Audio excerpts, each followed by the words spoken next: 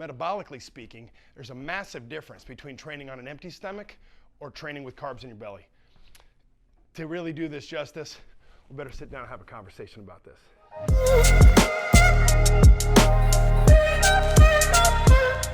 So fasted cardio is a very crucial part of losing weight on an intermittent fasting protocol.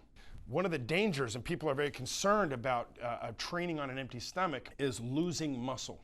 One of the main reasons for that, I'm going to use the example of marathon runners. Marathon runners lose on average 6 pounds of muscle during a race. And one of the reasons for that is the way that they train. You know, our muscles, they hold raw, pure energy. Carbs and sugars convert into glycogen, which is readily available fuel now. Well, our muscles can only hold so much of that. And once they're out, they need to be replenished. Most people don't realize that muscle is actually a more readily form of energy broken down than fat is. The main reason why intermittent fasting works is because of growth hormone. When you're long into a fast, your pituitary is producing high levels of growth hormone, which one of the main functions of that is actually preserving the muscle. In all of our muscles, we have what's called lipids, or free-form fatty acids, sitting there. Well, it mobilizes them and it puts them into the bloodstream to where you actually can be burning fat while you're doing cardio, or while you're jogging or walking or whatever your desired cardio is. So now that we can get past the whole you're going to lose muscle if you train on an empty stomach, because it's medically proven you do not, as long as you're intermittent fasting. Okay? So getting past that, let's learn how to do it the right way. Heart rate is key. High intensity interval training is actually very popular these days, but not in the Alpha program. Allow me to explain.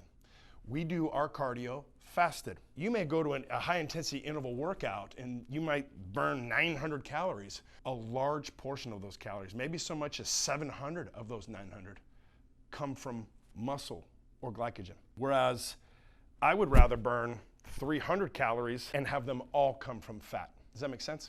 The way you do that is all about controlling your heart rate. When you get up into, at least with my body type, that number's about 145 heart rate. When I get up over 145, I'm now needing caloric expenditure faster than I can supply it. So it's actually going to click over into catabolism, or eating muscle for energy. So the key for me, and I would say women, is to be under 140, is to stay between 125 and 145 for me, or women 115 to 140. As long as you stay in that range, you're burning pure fat. That's what we all want, right? What fasted cardio looks like for me is I'm walking on an incline, or I'm doing elliptical, but I'm barely breaking a sweat, I'm not breathing hard, and I'm watching a Netflix show.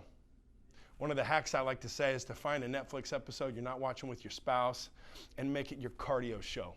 And you're only allowed to listen to it or watch it when you're on the cardio. The prescription is 20 minutes a day, at least 5 days a week. 7 is even better. On an empty stomach before you eat or drink anything. So if you're gonna brush with the hydrogen peroxide, have your cup of coffee, your water, get to the gym, get that fasted cardio done, and melt pure freaking fat.